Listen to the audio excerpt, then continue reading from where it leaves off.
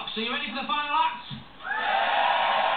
This guy is truly an international star. We've gigged together hundreds of times. He's a good pal of mine. He's huge in America, but, you know, I'm doing all right here, so that's the same, isn't it? Ladies and gentlemen, please welcome the brilliant Jim Jefferies!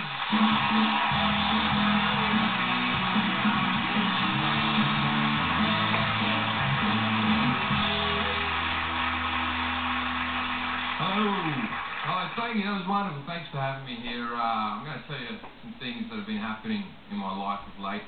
I've given up drinking. I had my last drink on August 29th. I was drinking too heavily at the Edinburgh Festival and I was starting to get a bit sick, so I went to the doctor and the doctor said, "Jim, you have an enlarged liver." And I said, "Well, that's brilliant because I drink a shitload."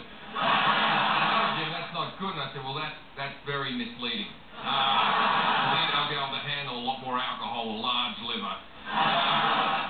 But so the thing is, I give up drinking, August 29th, then I go back to LA when I live. I'm doing a big gig to 1,000 people in a theatre. It's one of the biggest gigs in my career. I go out there, I'd never been on stage ever in my career sober, and I was nervous as hell. And I walk out on the stage and I tell that American crowd, I said, "I'm sorry, ladies and gentlemen, I'm sober this evening, I've just given up drinking, I've never been on stage sober, I'm really nervous." And the whole audience stood up, gave me a round of applause, and yelled out things like, "You can do it, Jim, we believe in you." Then I come back here to sunny England, and I come out and tell you people I'm not drinking anymore, and I just get an icy stare with a hint of a boo behind us. I don't want to give up drinking. I love drinking. I hate people who don't drink. I've never met an interesting person in my life who didn't drink. If you don't drink, you're a boring prick and all your stories suck. All your stories end the same way with, "And then I got home." Whenever you ask someone who doesn't drink, you go, "Why don't you drink?" They give you the same answer every time. You go, "Why don't you drink?" And they go, "Oh, I don't like the taste of it." Nobody does! No one likes the taste of it. We drink because we have to. No one has ever had a shot of tequila and gone, "Oh, that's lovely. Oh, next time I'll have that instead of pudding." The thing is, it's easy for me not to drink in America. Very hard over here. There's different drinking levels. They don't drink to the same level that you guys do. Every time you go drinking with an American bloke, the next day you go, "Did you have a good night?" And he'll go like, "Yeah, I got my buzz on." "You got your what on, knobhead?" "I was a bit buzzed, you know, I drank a bit and I got my buzz on." "Yeah, I don't know what that is."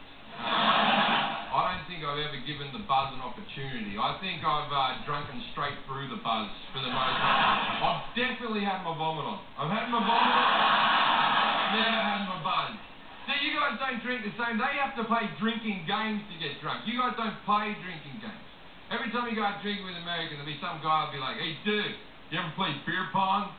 You're like, "What's that?" "Well, you got to get a ping pong ball, you got to get it in the cup. If you don't get it in the cup, then you have to chug a beer."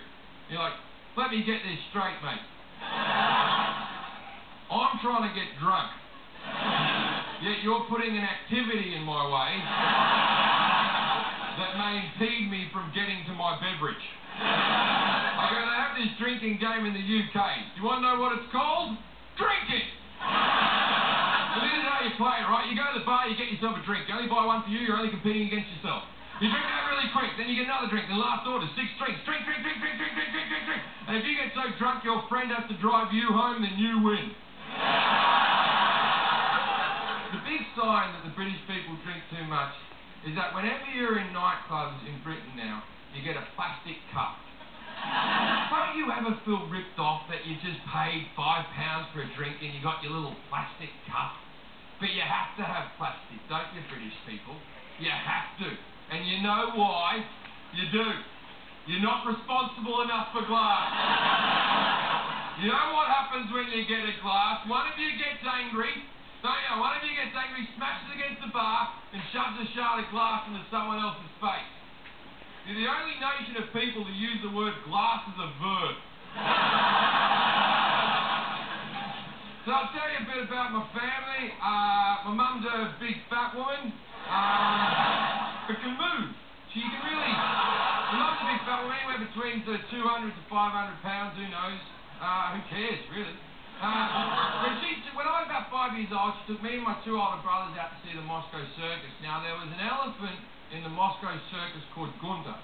And the circus master used to get in front of Gunter and go, up, Gunter, up. And the elephant used to rise into his leg. It was a great show. Anyway, from that moment on, me and my brothers would refer to my mum as Gunter. Never to her face. Never to her face. There were such sentences as, when's Gunter coming home? What's Gunter making for dinner? Don't do that. Gunter will catch you. Now, this still goes on to this day. We never once said it to her face except for one time. When I was about 13 years old, my brother Scott's about 17 years old. We're home watching a midday movie. My brother's on the couch. I'm laying on the floor. My mother's in a chair. Now, did anyone have a parent that had their own chair?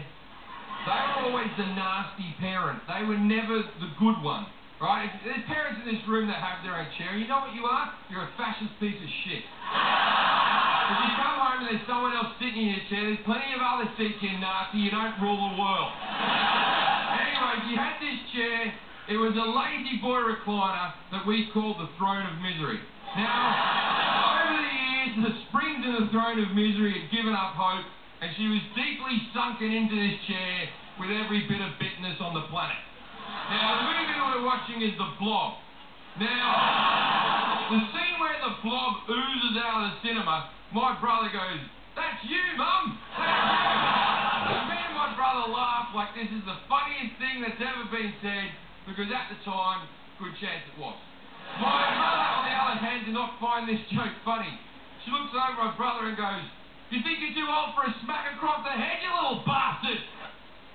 I'll brought you into this world and I'll take you out!" But she's so angry and so fat she can't get out of her chair. She's just rocking from side to side. "I hate you kids! I used to have a life! I'll go you!" And her head slash neck, which is all that's saved to me, is getting redder and veinier. And my brother knows he has so much time to run away that he casually walks over, stands in front of her, turns to me and winks, and goes, "Up, Gunter, up!"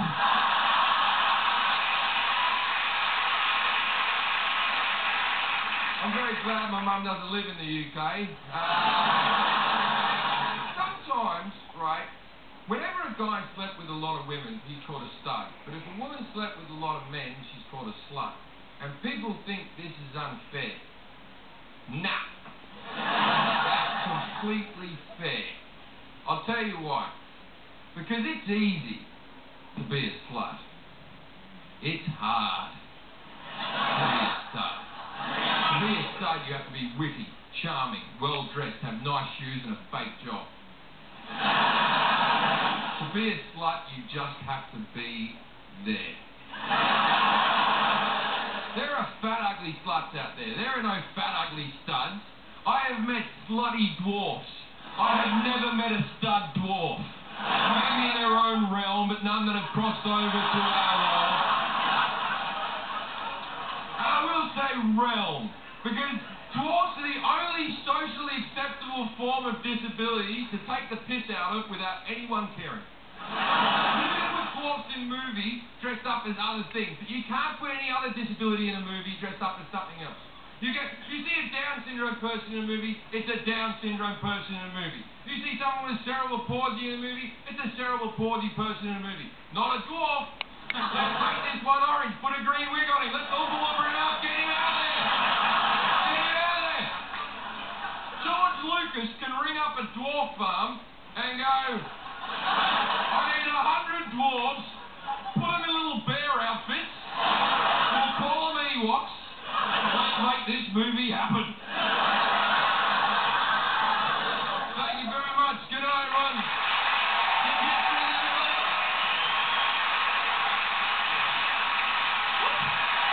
That's all my guests tonight. Next week, I'll be joined by Jimmy Clare, Alistair McGowan, New Kid on the Block, Daniel Frost, and we'll have music from Ollie Moons. We're going to leave you tonight with a house band of scripts who are going to perform there. That's it. The man who can't be moved. See you next week. Thank you.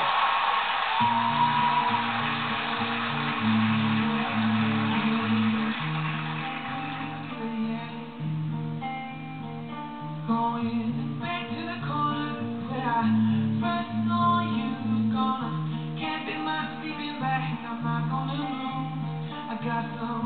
Words on cardboard, I got your picture in my hand, saying, if you see this girl, can you tell her where I am? So I'm trying to give me money to pay it all. With this bag inside my phone, 'cause it's a broken-hearted man. I know it makes no sense. Why can I do? How can I move on when I'm still in love with you? 'Cause if one day you wake up and find that you're missing me, and your heart starts to wonder where all this stuff I can be, then maybe you come back into the place that we meet, and I'll see me waiting for you on the corner of the street. I'm not